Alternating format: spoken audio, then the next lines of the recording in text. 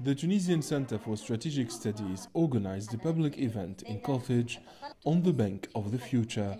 Local experts shed light on the necessary reforms in Tunisian banks. By the year 2019, we'll complete the implementation of the Basel III, which is a global voluntary regulatory framework on bank capital adequacy, stress testing, and market liquidity risk. Developing the banking sector is vital. Analysts warned against imminent threats in the financial sector. There are 26 banks in Tunisia. However, there is an acute shortage of liquidity, which could spark a financial crash.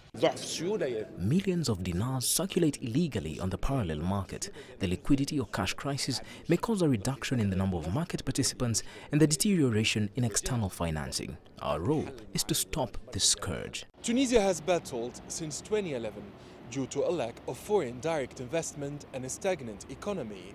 However, unions claim private banks have wrecked in millions.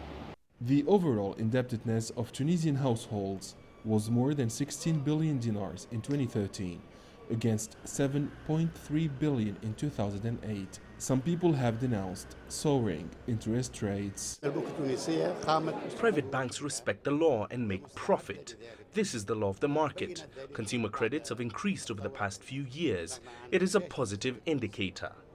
Experts assert that the digitization in banking will reduce the number of agencies and employees. Consequently, 40% of the banking jobs will disappear in the future. Adnen Chaouachi, CGTN, Tunis.